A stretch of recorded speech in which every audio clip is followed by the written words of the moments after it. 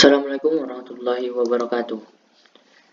Nah, perkenalkan nama saya Abdi Maulana dari SI 05 dalam mata kuliah lingkungan bisnis. Dalam video kali ini, saya akan menjelaskan tentang konteks demografis, sosial, dan budaya bisnis dan konteks budaya bisnis. Langsung saja ke introduction.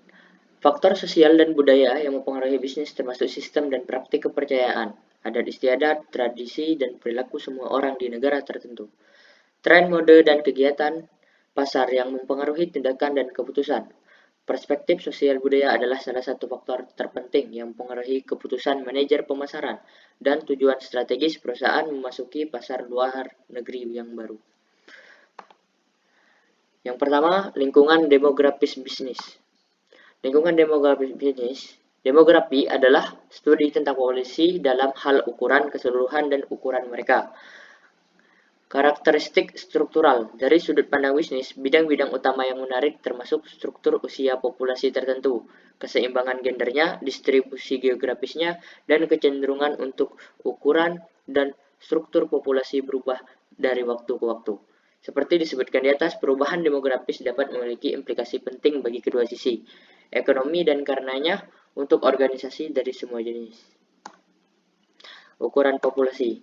Populasi suatu negara biasanya meningkat dari waktu ke waktu dan akan bervariasi sesuai dengan itu. Faktor-faktor perubahan seperti perubahan tingkat kelahiran dan kematian dalam tingkat migrasi bersih. Ambil populasi Inggris yang pada tahun 1971 hanya di bawah 56 juta, pada tahun 2008 hal itu meningkat menjadi 60 juta. Perkiraan terbaru dalam 2016 menunjukkan bahwa selama 23 tahun ke depan akan meningkat lagi menjadi 22,9 juta. Sebagian karena emigrasi dan sebagian melalui alam. Usia dan distribusi jenis kelamin penduduk. Selain memeriksa ukuran keseluruhan populasi suatu negara, ahli demografi adalah tertarik pada karakteristik strukturalnya, termasuk keseimbangan antara laki-laki dan perempuan dan jumlah orang dalam kategori usia yang berbeda. Tabel di bawah ini memberikan ilustrasi data untuk populasi Inggris berdasarkan usia dan jenis kelamin. Untuk kelompok usia dipilih dan di interval di atas periode 1971 sampai dengan 2021. Seperti yang bisa kita lihat dari angka-angka di kolom kanan, wanita melebihi jumlah pria dalam populasi Inggris. Terlebih dari kenyataan bahwa jumlah tahunan laki-laki kelahiran sedikit melebihi kelahiran perempuan. Selain itu, data jelas menunjukkan penuaan populasi dengan persentase populasi meningkat pada kelompok di atas 65 tahun dan persentase penurunan dalam kategori di bawah 16 tahun. Karakteristik struktural lainnya. Populasi juga diperiksa dengan sejumlah cara lain. Etnis mereka dan distribusi geografis, misalnya dalam sensus penduduk 2001 di Inggris. Sekitar 8% orang yang disurvei menggambarkan diri mereka sebagai milik minoritas. Kelompok etnis, sebuah studi Universitas Leeds pada tahun 2010 memprediksi ini akan meningkat menjadi 20% pada tahun 2010. 2051 data sensus menunjukkan bahwa secara umum kelompok etnis minoritas di Inggris memiliki struktur usia yang lebih muda daripada yang ada di kelompok putih dan cenderung sangat terkonsentrasi di pusat-pusat kota besar terutama di London. Perubahan populasi. Seperti yang ditunjukkan oleh analisis sebelumnya, populasi dapat berubah dalam ukuran dan atau struktur dengan konsekuensi seperti penting untuk kegiatan ekonomi baik di dalam maupun di antara negara. Ukuran dan struktur populasi suatu negara tergantung pada sejumlah variabel. Yang paling penting adalah tingkat kelahiran, tingkat kematian, dan tingkat migrasi. Perubahan demografis dan bisnis. Perubahan demografis dan bisnis. Perubahan ukuran dan atau struktur penduduk suatu negara dapat mempengaruhi perusahaan di semua sektor, baik dalam jangka pendek maupun jangka panjang. Mengingat meningkatnya globalisasi dan perdagangan internasional, dampak perubahan demografis memiliki hubungan internasional dan juga internasional. Dimensi nasional untuk semakin banyak organisasi dan perdagangan. Perubahan demografis juga dapat memiliki efek penting pada sisi penawaran ekonomi. Anda harus mencoba memiliki contoh-contoh lain.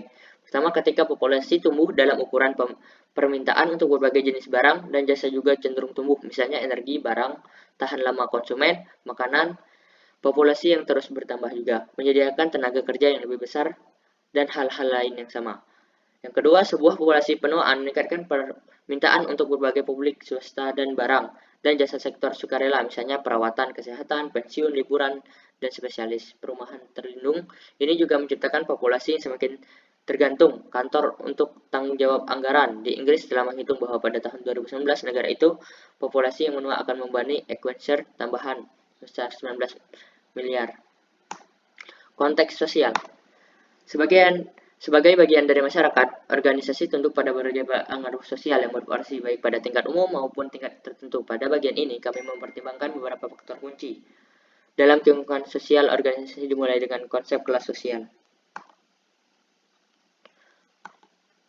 Kelas sosial. Sepanjang sejarah, semua masyarakat biasanya menunjukkan tingkat sosial dan ketidaksetaraan ekonomi yang telah memunculkan kecenderungan untuk mengklasifikasi individu ke dalam kategori sosial yang berbeda. Misalnya di India, sistem kasta telah menjadi sumber penting dari diferensiasi sosial dan salah satu yang telah memberikan pengaruh kunci atas kehidupan dan peluang yang tersedia bagi anggota kasta yang berbeda. Di negara-negara lain, termasuk gagasan untuk mengelompokkan orang-orang memiliki status sosial serupa yang terkait dengan fitur umum tertentu seperti latar belakang pendidikan, pendapatan, dan pekerjaan. Yang ketiga, gaya hidup. Faktor lain yang jelas mempengaruhi sikap dan perilaku orang adalah gaya hidup yang mereka memilih untuk mengadopsi. Gaya hidup pada dasarnya berkaitan dengan cara orang hidup dan bagaimana mereka menghabiskan uang mereka. Keputusan yang tidak selalu terkait untuk posisi sosial ekonomi mereka.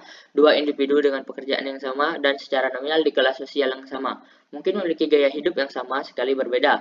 Sebuah titik yang diilustrasikan dengan baik dengan memeriksa dua dosen universitas. Gaya hidup saya sendiri sangat canggih, peka terhadap lingkungan artistik, kosmopolitan, seorang rekan yang terjadi untuk mengejarkan pemasaran sampai dengan sempit, parokial, prestis, dan didorong oleh apa yang diharapkan. Bercanda terpisah analisis gaya hidup menyediakan cara lain untuk mencoba mengkategorikan. Menjelaskan perilaku manusia berdasarkan faktor-faktor seperti minat individu, kegiatan, dan pendapat serta karakteristik demografis mereka. Proposisinya adalah bahwa dengan memeriksa pola respon konsumen yang khas, organisasi pemasaran dapat membangun gambaran yang lebih jelas tentang kebiasaan, preferensi, dan perilaku seseorang dan dengan melakukannya, dapat merancang produk yang lebih efektif dan menarik program pemasaran dan atau komunikasi yang dapat ditunjukkan untuk kelompok gaya hidup tertentu. Data yang dikumpulkan dari seseorang pengguna situs di jaring sosial dan dari pilihan pengeluaran mereka, misalnya supermarket mereka, tagihan, sangat berguna dalam hal ini. Pengaruh sosial lainnya.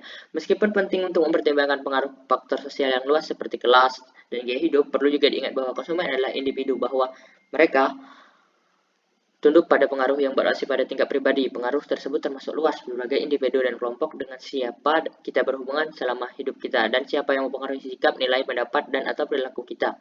Utama di antara ini adalah interaksi kita dalam keluarga, dengan teman atau rekan kerja, dan melalui keterlibatan kami dengan klub olahraga dan sosial, organisasi keagamaan, serikat pekerja, dan begitu seterusnya. Kelompok-kelompok seperti itu kadang-kadang disebut sebagai kelompok referensi. Lingkungan budaya. Budaya. Istilah budaya umumnya mengacu pada seperangkat nilai, norma, keyakinan, sikap, dan adat istiadat.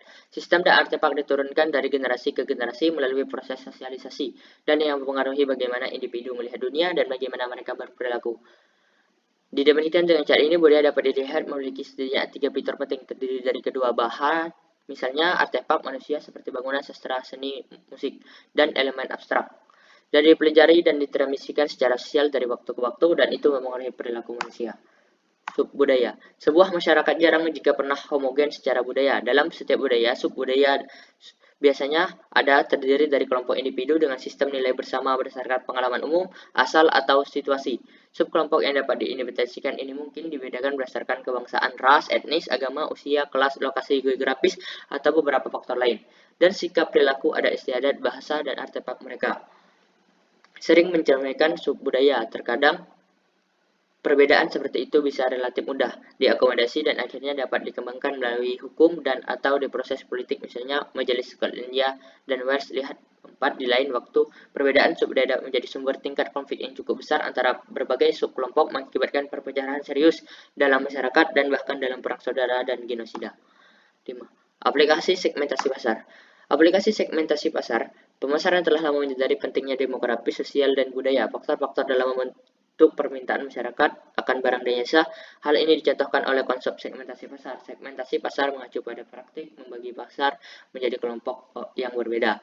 Pembeli yang memiliki sikap dan pola perilaku yang sama atau serupa yang mungkin membutuhkan produk atau pemasaran terpisah untuk memenuhi kebutuhan khusus mereka. Dengan mengimplementasikan sebuah pasar kebagian komponen yang luas, bisnis harus dapat memfokuskan upaya pemasaran mereka lebih efektif dan efisien dengan mengembangkan penawaran produk dan program pemasaran yang memenuhi persyaratan segmen pasar yang berbeda. Sinopsis: semua organisasi adalah bagian integral dari masyarakat di mana mereka ada dan melaksanakan kegiatan dan sebagai hasilnya dipengaruhi oleh berbagai pengaruh yang berasal dari lingkungan demografis, sosial, dan budaya. Pengaruh ini dapat berubah seiring waktu dan membantu untuk sisi permintaan, penawaran, dan kegiatan bisnis. Bisnis dan orang lain perlu menyadari dan menanggapi proses perubahan sosial dan terhadap peluang dan ancaman yang dapat ditimbulkan oleh perubahan tersebut. Rangkuman poin penting. 1. Organisasi ada dan beroperasi dalam masyarakat dan tunduk pada berbagai pengaruh demografis dan sosial budaya. Kedua, demografis berkaitan dengan variabel populasi, termasuk ukuran populasi dan struktur dan distribusi. Ketiga, perubahan demografis terutama terkait dengan perubahan kelahiran dan atau kematian dan atau tingkat migrasi bersih. Keempat, perubahan demografis dapat mempengaruhi sisi permintaan dan penawaran ekonomi. Kelima, konteks sosial bisnis mencakup faktor-faktor kelas sosial, gaya hidup, dan pengaruh kelompok referensi. Konsumsi barang dan jasa dalam suatu perekonomian dapat dikaitkan dengan faktor-faktor tersebut. Sekian dan terima kasih. Assalamualaikum warahmatullahi wabarakatuh.